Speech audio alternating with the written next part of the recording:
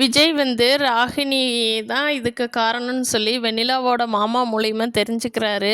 அந்த பசுபதியும் ராகினியும் பண்ணின வேலை தாங்க தாத்தா இது அப்படின்னு சொல்லி தாத்தாக்கிட்டேயும் பாட்டிக்கிட்டேயும் விஜய் உண்மையை சொல்லிகிட்டு இருக்காரு.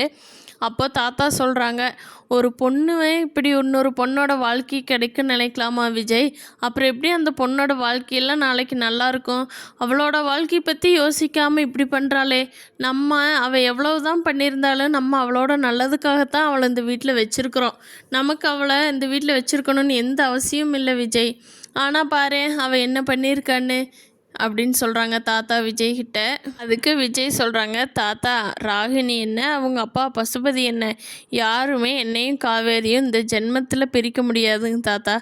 ஏதோ இப்போதைக்கு காவேரி போய் அவங்க அம்மா வீட்டில் இருக்கிறாங்கிறதுக்காக என்னோடய லைஃபே இப்படி காவேரி இல்லாமலாம் என்றைக்கும் மாறாது தாத்தா.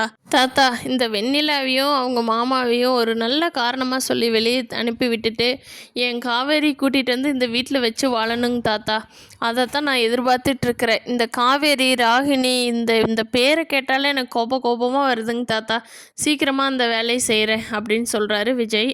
விஜய் வந்து காவேரி ப்ரெக்னெண்ட்டாக இல்லைன்னு சொல்கிறப்பவே காவேரி மேலே உயிரையே வச்சுருக்காரு. இன்னும் காவேரி ப்ரெக்னெண்ட்டாக இருக்கிறாங்கங்கிறது விஜய்க்கு தெரிய வந்ததுன்னா காவேரி எப்படி கொஞ்சி பார்த்துக்குவாரு.